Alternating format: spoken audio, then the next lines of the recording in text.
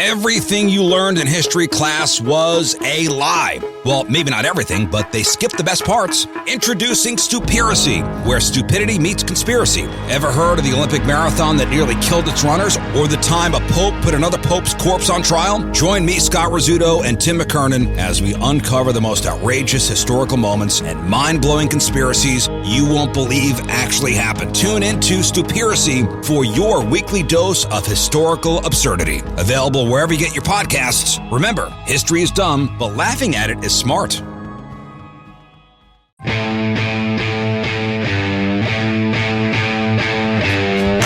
now, live from the TCL broadcast studios, it's Joe Souchere and Patrick Royce with Sports Talk.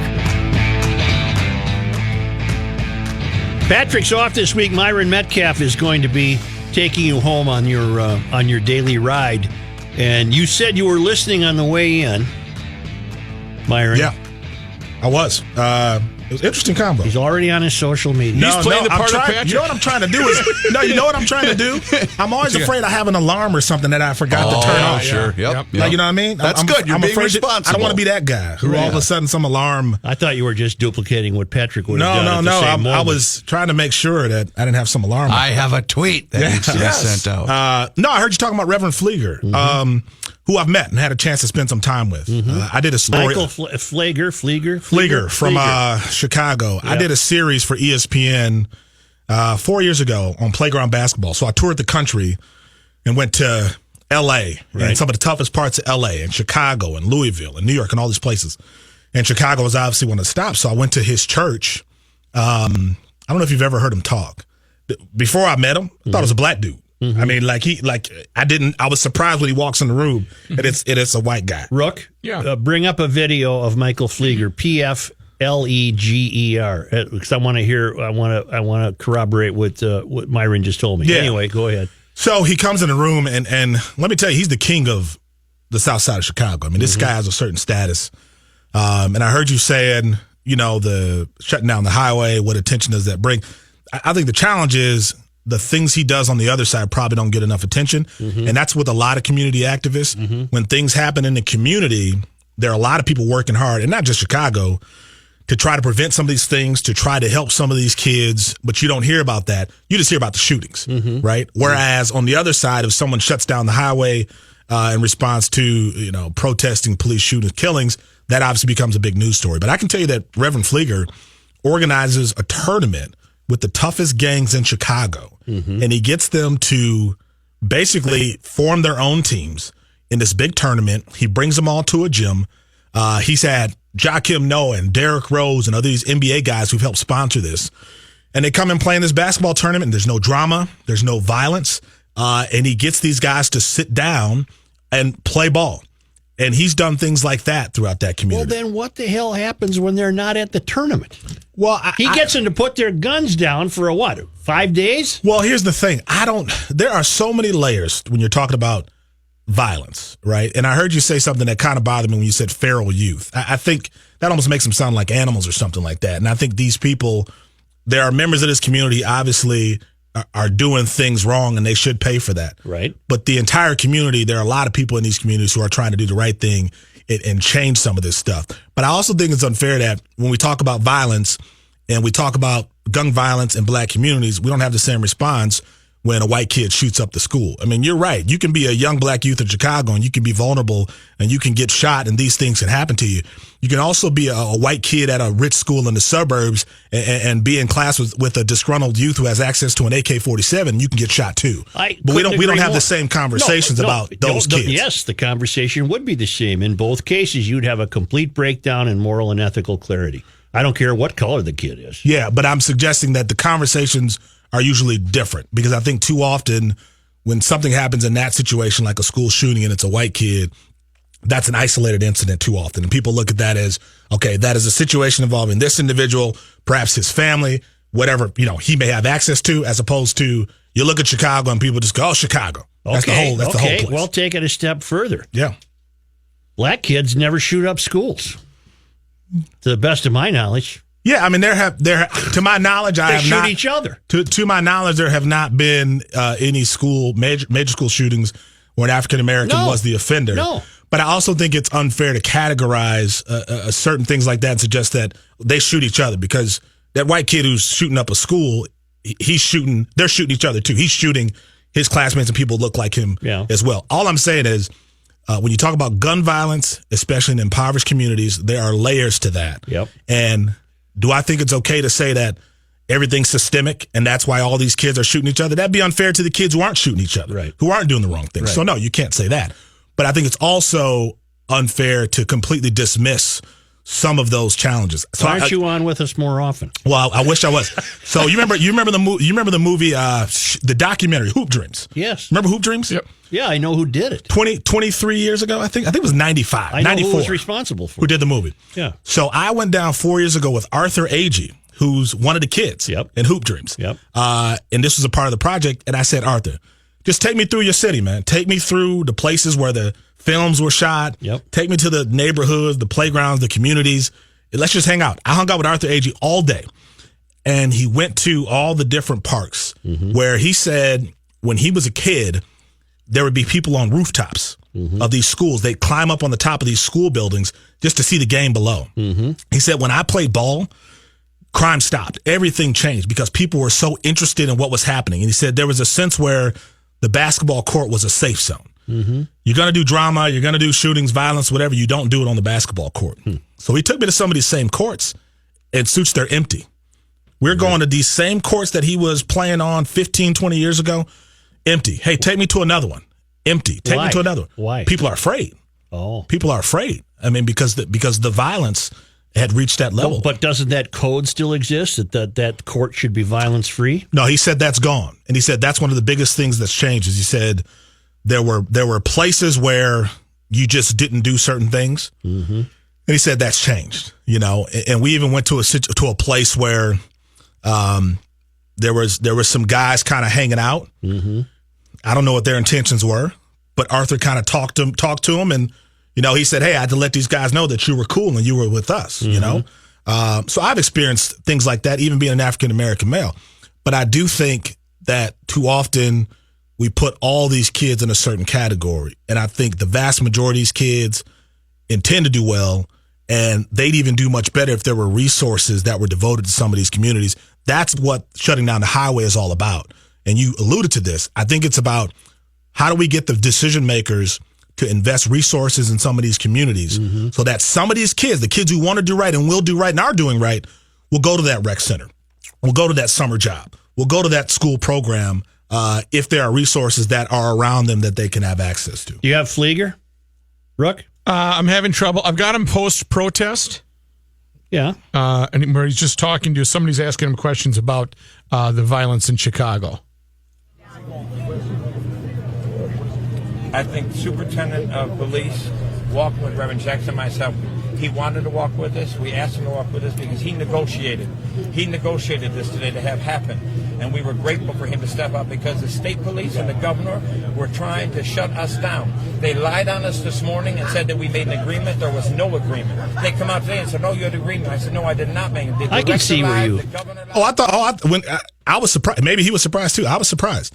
But I was more surprised by the weight he carried in that community and the way that people viewed him. And I can tell you, going to his church, there were dozens and dozens of people coming in and out, getting access to resources, programs through that church, things that they're doing that you don't see on the news. You just see the protests. But he's been one of the more active folks there. But Dwayne Wade can't stop. I mean, some of the people who you would think have the biggest voices are not going to stop some of these kids who have decided that this is how they're going to handle situations with violence. And that's unfortunate. At the same time, it's so much bigger than Chicago and just the inner city. It's a problem that is much broader than that, and I think too often it's not viewed that way. Are kids on the west and south side of Chicago, are there baseball leagues for them? Sure, sure. I mean, you had the team in Little League a couple years ago that's right. that did pretty well. So there's obviously still great athletes coming out of Chicago. Another guy I talked to, Jabari Parker, his dad runs a league, Sonny Parker, who was actually a pretty good player himself in Chicago. And there are a lot of kids who will come to his spot on the south side playing ball. So there are still places where sports is a big draw. There just aren't as many places where everyone gets together and it's sort of like, hey, whatever's happening today, we're going to shut down and play ball. I went to LA. It was the same thing. I went to Inglewood. I went to Compton. It was the same thing. Where are all the kids? They're not outside. You know, they're not coming out to places that used to be places where you said, hey, this is a safe zone. Reverend Flieger's son, adopted son, was killed, you know, and he was officiating, I believe, a funeral at the time when he gets a call saying, hey, your son just got shot 2 blocks away. So how do you stop gun violence in some of these impoverished communities? I don't know the answer to that. I don't think there will ever be an answer to that. But I do think there are individuals who are trying to find ways to get more resources into these communities that can help some of these kids realize that there is a future beyond what they're seeing in front of their eyes today. So how about those twins? How about them? How about them? JK, you can only fix one problem at a time, right? He's not Superman. He's just Myron. Hey, JK looked great, right? Yeah. Grand Slam. Yeah. Just a minute. We'll be back. Do sports when we come back. Yeah.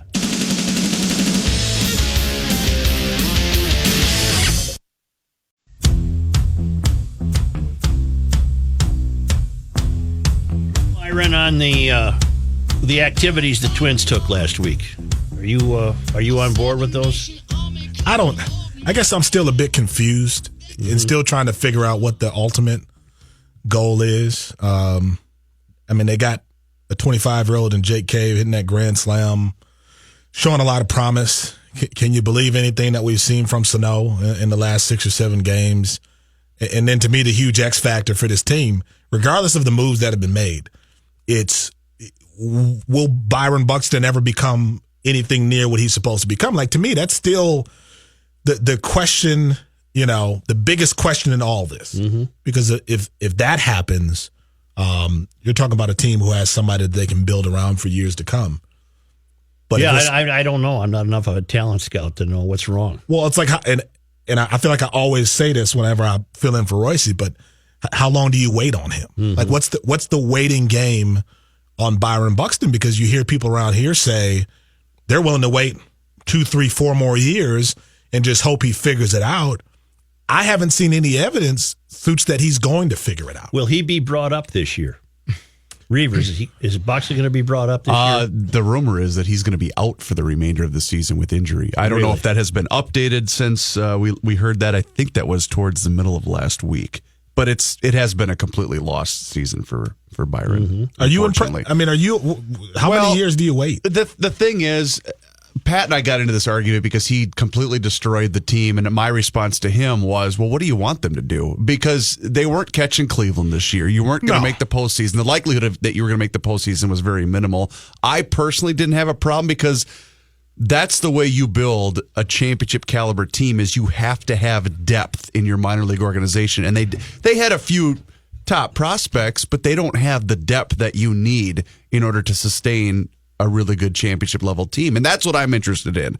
I'm not interested in making a 1-game playoff and then, finishing get beat by the Yankees on a foul ball by Mauer. Well, that's just it. I mean, in order to compete with the big boys, the Houstons, you have to make some pretty significant wholesale changes. And I get the fans that are frustrated. I understand completely because they've been dealing with this since 2011. But at the same time, this is a new regime. You got to give them the chance to be able to properly build this thing the right way. But that also shows, though, and I don't pretend to know baseball, how hard it is to continually be a really good baseball team and make it every year. More difficult than any other sport.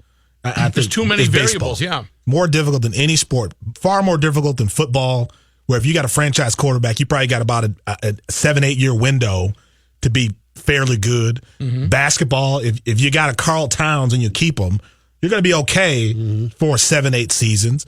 The most telling thing, though, with the Twins, Myron, was that weekend in Wrigley, where you saw just how far away this team was from the elite teams in Major League Baseball. But I can see that in other sports. You can see it in the Wild compared to the Washington Senators. Yeah, but the Wild, to me, still feel like a couple of moves, people staying healthy, they're in that mix. Whereas to me, the Twins feel like a couple of moves, a Buxton getting healthy and we're still not exactly sure what we're going to get. Like, I don't know why people handle Byron Buxton with these kid gloves around here. Like, I've never understood that. To me, if you want to talk about the problems that the Twins have had, and I get the injuries. Like, don't get me wrong.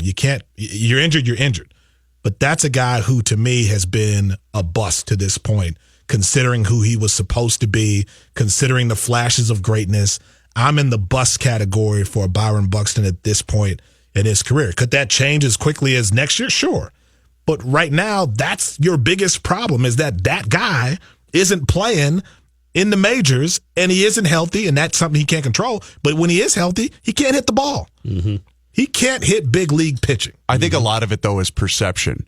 With Buxton, we have this perception that he works hard. When he's on the field, when he's playing center field, he plays with this reckless abandon where he's going after. And fans like that style. They like the fact that this guy seems to care more than a guy like Sano. So I think that's part of what you're saying, is that his perception with the fans is that he's trying hard, he just keeps getting hurt. Yeah, but I think that's where people miss the problems he's had at the plate, and they overlook those. Yep.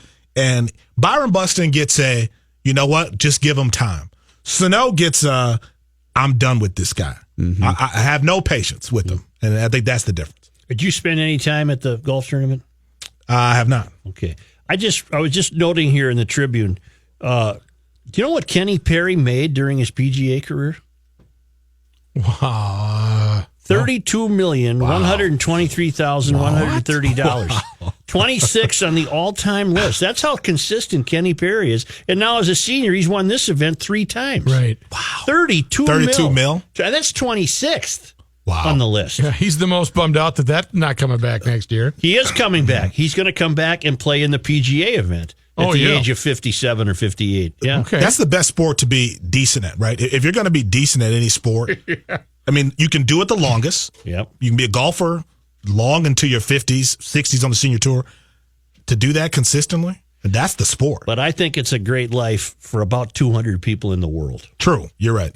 True. Other than that, you're a 28 handicapper just begging for mercy. But if you're going to be in the middle of the pack, I'd rather be the middle of the pack as a golfer than any other sport in the world. Yeah, plus you're not putting your physical health at risk. Even the back of the pack is paying pretty well. That's what I mean. But Kenny, I said it's a great life for about 200 people in the world. Yeah. Yeah. And the top 50 of them, that's such a good life. They're their own plane guys. They got their own airplanes. Yeah. Or yachts like Tiger Woods. Yeah. Would he pull up to the U.S. Open in a yacht or something like that? Yeah, and he parked it right in the Hamptons. Had to hop in the rowing, the dinghy to get to shore. Apparently, it's like $50,000 a day or something to dock that thing and the crew and all that. How much? Kenny Perry's 57. He was playing and winning when the purses weren't that big. Yeah. I got to review his career. For him to have made $32 million. But that's got to be a lot of them. I got to find out. Hey, Reavers. Yes, sir. Look up how many PGA Tour wins did Kenny Perry have? Yeah. That's got to be the last 15 years or so, right? 20 years or so with all the TV money that's hit golf. Maybe. Well, what's great is when you turn 50, you get that Champions Tour and you're fresh. Oh, you're golden. Even you don't have to win. Yeah. PGA Tour wins 14. Okay. It says PGA Tour champions. 10, I don't think he ever won a major. No, his highest finish was a great life. He finished second at the Masters in 2009. He finished third at the U.S. Open in 2003, eighth at the Open Championship in 2003, and at the PGA Championship, he finished second in 1996. Well, go Kenny. Hell of a career. Say, we'll be back shortly, but now thanks to our great friends in Owatonna, Minnesota, at Federated Insurance, where it's their business to protect your business, and nobody does that better than Federated. It's Bruce Vail from the Wall Street Journal and Your Money Now. Now, I was very saddened last weekend when my all-time favorite golfer passed away, Bruce Litsky. Oh, I was just linked to a great story about him. I think it's on an ESPN site. He was like my idol. The man hated practice. He only played when he really needed some money. He'd rather spend the time with his family, and he still went out and won 13 titles. Right, with amazing. a fade.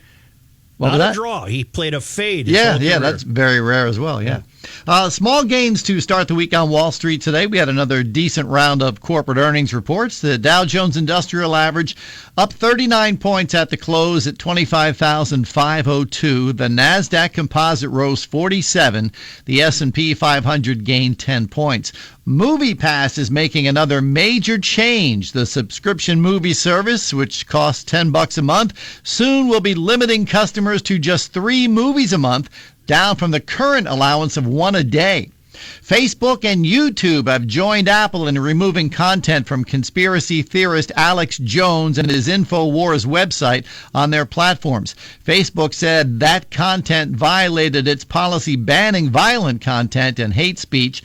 Jones's YouTube page had more than 2 million followers. It disappeared this morning with a message saying that it had been terminated for violating YouTube's community guidelines. Over the weekend, Apple removed Alex Jones' podcasts, which it deemed to be in violation of the company's hate speech policies. I'm Bruce Vail with your Money Now on 1500 ESPN. Okay, then. If you say so, we'll talk again tomorrow, at least a couple of times, Bruce. Thank you. Your traffic here sponsored by your locally owned Domino's. Just one thing to mention, it's a ramp wreck on the right shoulder, northbound 35W, the exit to westbound.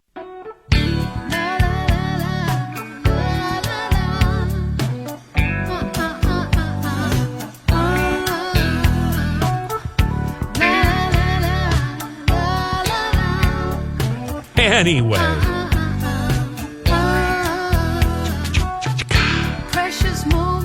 Do they know we're on? Yeah, they do. Oh, okay. They're just having What is this? with the rest of us? What is this kissing, love-making song? We were talking about... Womack. Oh, are you talking about us or the song? You two. Just keep it to holding hands in there, We were fellas. talking about Randy Moss's Hall of Fame speech. I did not see it. It was good. It was good. It was really good. Yeah. A little preachier than I would have imagined, a touch, but overall, and we were talking about this off air. I was talking to Manny about this. He pulled the anti-TO, right, in terms of playing the game. Like Randy knew later in his career, and TV helped him a lot, I think, in saying, hey, remember all that stuff you saw early in my career? Forget about it. Mm-hmm. You know, I'm a different guy.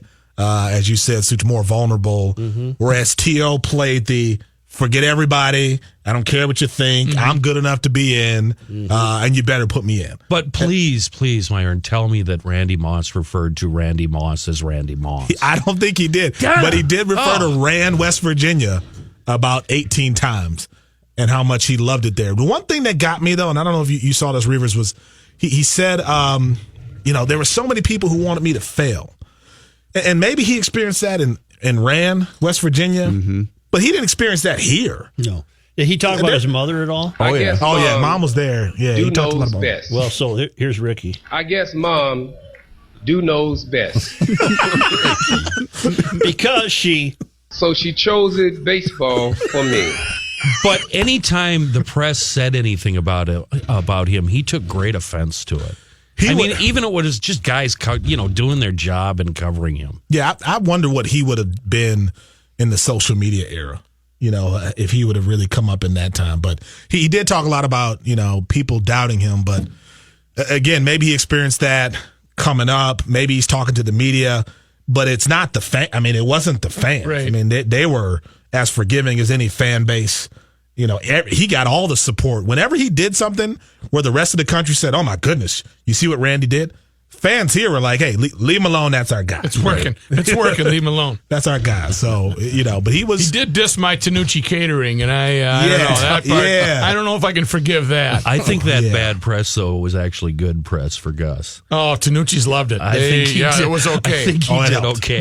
They were happy to have it. That was a lot of free Here's publicity. our man in the newsroom, John Haidt. Oh, is this the news segment? Yeah. Thanks, Joe. Well, the Randy Moss stuff was part of the news. Yep. Well, I did notice walking through my living room last night that Terrell Owens was on $1 Million Pyramid last evening, so he's been very busy this weekend. $1 Million Pyramid. Wow. Is that What what are it's you called? talking What's about? it What called? is that? Is that on $1 Million Discovery Pyramid, yeah, Channel? no. The old Dick Clark show that Michael Strahan Michael now Strahan hosts. now hosts it. Yeah. what doesn't Michael Strahan host? I know. He's making some got 8 big time shows. cash. Twins in Cleveland to play the Indians tonight. Kyle Gibson goes for the Twins. Trevor Bauer for Cleveland. The Twins have put Robbie Grossman on the 10-day disabled list with a right hamstring strain. Taking his spot, outfielder Johnny Field, being recalled from Rochester. Johnny was just claimed off waivers by the Twins from Tampa Bay last week. News notes from today. A Blue Earth County man told police he shot his neighbor's dog because it was urinating on his property, according to the complaint. What the hell? Why not? It's a serious crime. Yeah. The complaint filed last week charges 63-year-old Brian Joel Johnson with 1 count of cruelty to animals. On June 3rd, the complaint says a citizen told a Tri-City Police Department officer about a dog in the road that looked sick. The officer found the dog at South Ewing Street and Willard Street in Good Thunder. The officer knew the owners and notified them. Initially, they thought the dog had been poisoned, but when the dog died 2 days later, an autopsy revealed a .77 caliber pellet in the animal's abdomen. About a week later, police were notified. A woman told the owner she knew who shot the dog, and that tip led police to Johnson. After another week, police spoke with him. He admitted to shooting the dog, said he was sick of the dog always coming into his yard and urinating on his trees. Johnson also told police he was afraid of the dog being aggressive toward his grandkids because of its breed, but said he had actually never seen the dog act aggressively. The pellet gun Johnson used could not be retrieved. When he went to retrieve it from where he had stashed it, it had been removed, according to the complaint. Johnson scheduled to appear in court August 30th. If convicted, he faces up to 2 years in prison. Earlier in that story, did you say officers recognize the dog? That's correct. That's small town America for you. Yeah, The cops know who owns that dog. Knew the owners right away, as they saw. That sounds like Blue Earth. Minneapolis Parks and Recreation Board, will hold 8 listening sessions this month in an effort to seek input from different communities as the search for a new superintendent continues. Former Superintendent Jane Miller resigned in February to join the Pittsburgh Parks Conservancy. A nationwide search led by local recruiting firm KPC Companies kicked off earlier this month. Listening sessions this month are designed to hear from specific community groups. Children's activities and light food and refreshments will be provided.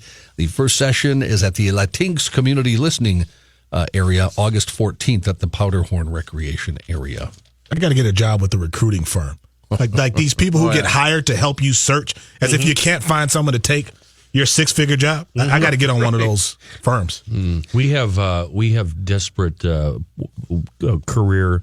What's the word? Career aspirations. That's the word, Myron. You want to do that? Yeah. I want to actually drive one of those giant lawnmowers where the decks fold down on both sides. Oh yeah. I'm thinking those guys might make $12, $13 an hour. Yeah. That's all right for me. I just want to drive one of those big giant. But I want it to be a big flat. I don't want to go like on the hill. When you drive from here to La Crosse, Wisconsin, down the river on the Wisconsin side, every small town, without exaggeration, there's a minimum of 2 old guys with suspenders on John Deere lawn tractors. Yes. Yeah. Very true. Yeah. Very true. A lot of those guys have the John Deere mailbox too. And the John Deere hat. Cool.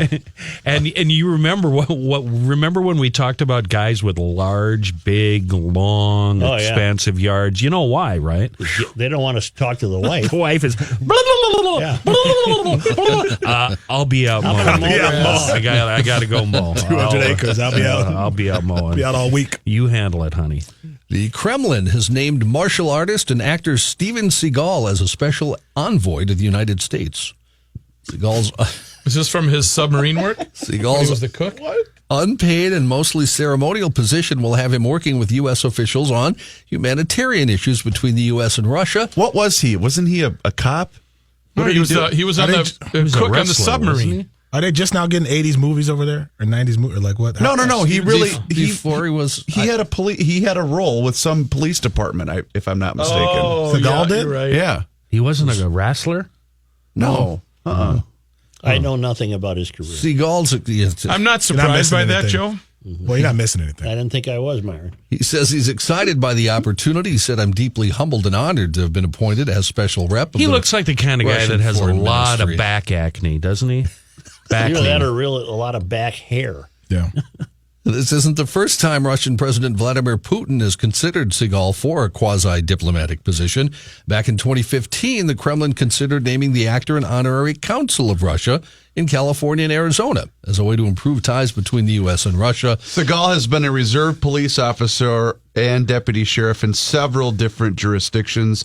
Louisiana, Yeah, but those Arizona. that's just reserve police officer? That's ceremonial. That's like Shaq and My Miami. old man had a badge Jesus. at the Matamidi Police Department. Yeah, exactly. Reserve is It's a it's different. ceremonial position for an active. You're a They probably just had to give it to him so he would leave him alone.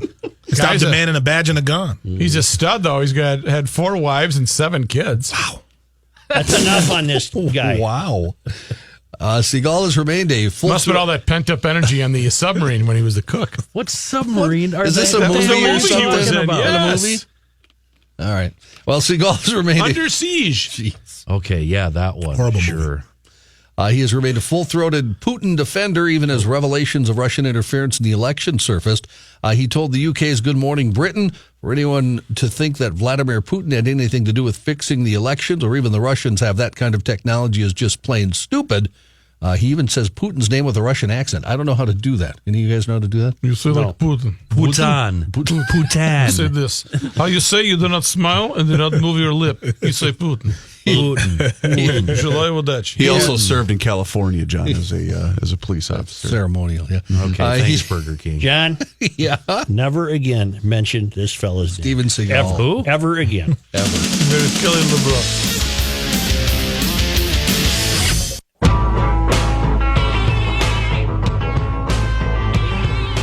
I have an update I think we'll all be very happy about. Lay it on us. That Oregon man who was caught on video harassing a bison at Yellowstone Yes. was Yep. arrested Good. over the weekend. Rangers were looking for Raymond Reinke of Pendleton, Oregon. They found him causing a disturbance at the historic Many Glacier Hotel in the popular Montana Park, according to the Park Service. He is still in jail pending a hearing this week. He's requested a court-appointed Families attorney. left him in jail. So this this disturbance was above and beyond the harassing of the buffalo. There are actually, as you will see in a moment, several things he did this week, or last week. The 55-year-old Reinke had been cited earlier for drunken and disorderly conduct in a third national park, Grand Teton, last Saturday. A week ago this past Saturday, was released at that point on $500 bond that required him to follow the law and avoid alcohol. Then Yellowstone Rangers cited him 3 days later for not wearing a seatbelt and noted he appeared intoxicated. They didn't know of Reinke's bond conditions at the time. He was then cited after another Yellowstone visitor took video of him walking up to a bison in a roadway congested with stopped cars and waving his arms and hitting his chest. The animal charges him a couple times, but Reinke doesn't get hurt. Yellowstone officials do. He was too hammered to move. Yellowstone officials do warn visitors to stay at least 25 yards away from the bison. After the video gained attention online and Yellowstone Rangers learned of the charges in Grand Teton, an assistant U.S. attorney asked that his bond be revoked. A warrant then issued for his arrest. He had told Rangers he planned to travel to Glacier National Park. Rangers there were looking for his vehicle when they got a report about 2 guests arguing and creating a disturbance at the Many Glacier Hotel. One of the guests was identified as Reinke. He was then sent back to Yellowstone and arrested. What a subset of drinking. The guys who get drunk at national parks and taunt bison. and taunt buffalo. That video, it almost seemed like the bison was just kind of like, just leave me alone, right? Yeah. Just don't bother me. Well, there was one point I don't want to where have to kill you. He did look like he was going to charge at Yeah. the guy, but he just kind of then he moved to the side. 2 elderly men escaped from a nursing home in Germany because they wanted to attend a heavy metal music festival last Friday. Nursing home officials discovered the men were missing and alerted police, who eventually found the men at the Wacken Open Air. Do you escape from a nursing home or do you just leave? think you I mean, just you make it leave, sound like a stalag or something like you dug out. No, I do think though, Yeah, I do think you sneak out. Yeah. Sneak out, yeah. The men were at the Wacken Open Air, the world's largest heavy metal festival held every year since 1990 in Wacken, Schleswig, Holstein. And it's that German metal, boy. That stuff, that'll send you straight to hell, man. Although police found the men disoriented and dazed, they didn't want to leave the concert. According to German broadcaster Norddeutscher Rundfunk, spokeswoman Merle Nenfield said they obviously liked the festival. The care home quickly, though, organized return transport after police picked them up. The men reportedly took the taxi back to the nursing home, along with a police. We are really hungry, but we are ready to get funky. I'm not going to name any names, but I had a relative who would occasionally escape his place of living. When And then see his scooter parked in front of Mancini. Is it your younger brother, Paul? Speaking of that, Rook, what was the story that you knew a guy once that would go visit his mother at the nursing home, right? No, it was at her place where she lived. Oh, that's what it was. And one time he tried to get in, and he was locked out. And then there was somebody that approached the sidewalk with him and said, "Oh, the guy says my mom lives here." And he says, "Oh, what unit is she in?" And he says, she's up there. She's up there somewhere. One of those up there. It's on the second floor, I think. Fourth floor. Up there. Could you give this to her? Do you know her? Can you drop this off for her? Tell her old Joe was by. Here's her 2 packs of Virginia Slims. Can you get them to her? She really needs these. She really needs these. Thank you. Up there. Thanks, Maybe brother. I forgot the number. What unit is she in? She's up there. You can find her. You can get her to her. Another story from Germany. 21-year-old Patrick Sinner leading a team of 20 people who were setting up more than 600,000 domino tiles in Nida, Germany. They wanted to set a Guinness record. Team spent 2 weeks of hard work setting up the mini dominoes. Let me guess. Patrick Royce strolled through and hijinks ensued. They were setting up the mini dominoes, which are about the size of a fingernail each. Then a fly landed on one of them and set off the chain reaction prematurely. Oh, no. It knocked down all the dominoes. Of course, nobody was there to witness it from Guinness, so they can't get the record for it. Now, I'm not sure what these mean, but the team were able to break other Guinness records. The largest domino wall, so I'm assuming just a stack of dominoes, the largest spiral, and the largest domino cube. And the most nerds all gathered in one spot at one time. Can you imagine being the Guinness person who has to count all those dominoes? Oh, God. Really? A nail salon worker and a customer have been arrested and charged for their involvement in an intense nail salon fight that broke out in Brooklyn last week. What? The video of this is amazing. Really? There's video? There's video, yes. According to a criminal complaint provided by the Brooklyn DA's office, it happened about 9:35 Friday night at the New Red Apple Nails on Nostrand Avenue in East Flatbush. Witness Mercy Maduka, who posted the video on Facebook, said the fight was sparked by a bad eyebrow job. Oh, yeah. She wrote, "So I'm at the nail station and they bleeped up a lady's eyebrow and she refused to pay them and a fight broke out." I'd really love to see a picture of that. It must be like a U shape and it's supposed to be L. It's all over the internet. I just Googled nail salon brawl. In the video, you can see an employee with a blue broomstick hitting a woman until she leaves the store. Other employees grab objects from around the store to seemingly defend themselves while a few other customers yell back and forth with them. According to the criminal complaint, nail salon worker 32-year-old Highway Zhang was charged with assault, menacing, harassment, and weapon possession for the incident. Customer Christina Thomas told police that Zhang repeatedly hit her in the back with that broom, causing her to suffer lacerations to the neck and pain to the back. Thomas was also arrested and charged with assault, menacing, and harassment. Nail salon worker Li Lin claims that Thomas punched and slapped her in the face and dragged her on the floor, suffering lacerations to the face and neck. Women are mean fighters, boy. There's no rules in a girl fight. Especially in a Brooklyn nail salon. People are just picking stuff up at that point. You got to find something dangerous to pick up. I'm picking up a fire extinguisher.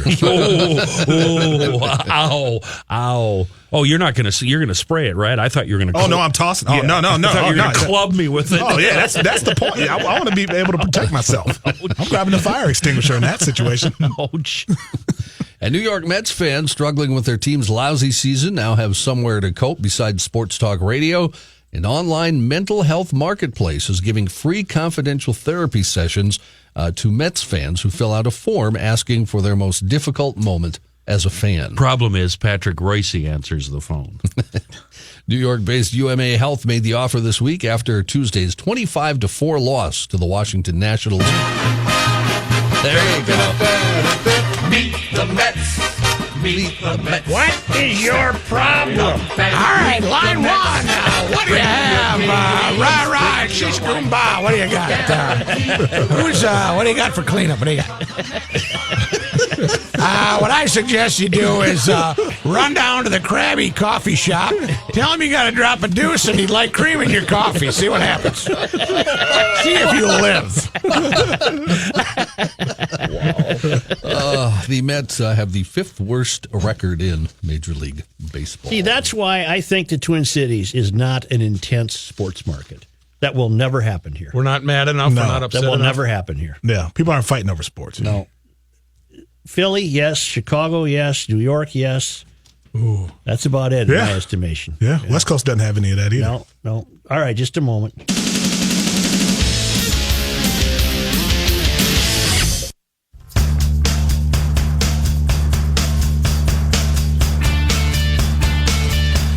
Myron Medcalf is in for Patrick, and we'll take you on the ride home. And what do you have in mind? We're going to talk a lot about Randy Moss, his Hall of Fame speech, some Twins, Vikings, a little bit of everything in the last couple hours. What do you get for the NFL Hall of Fame? You get to keep the yellow coat? I think, you know what, Michael Irvin wore his to church the next day, apparently. Yeah. He was tweeting pictures of himself with his gold jacket. But there's not a clubhouse there where, like the Masters, where you hang your yellow coat, is No, there? I think you take them. I think that's It's your yours. trophy. Yeah, it's yours. You don't get money for that either, do you? That's just... No, the bust and the coat. Yeah. I don't know if you saw the Ray Lewis bust. Doesn't look like him. Yeah. Looks Did like Warren Randy Moon. look like Randy? Randy looked just like Randy. And he helped pick his out. Oh, he did? Yeah, it was a cool process. They showed that. Where's he making his Where's his home? He didn't go That's a back good to question. Rand, Virginia. Well, he did took the coat back to West Virginia the next day. He did. He said, meet me at 4:30 in Rand, West Virginia. I'm going to show everybody the coat. Maybe that's like hauling the Stanley Cup around. You get to show the coat off. Bring it to the neighborhood. Apparently he was doing it. That was his plan. 1500 ESPN is KSTP, St. Paul, Minneapolis. It's 82 degrees. No rain in the forecast, and the ride with Metcalf is coming up next.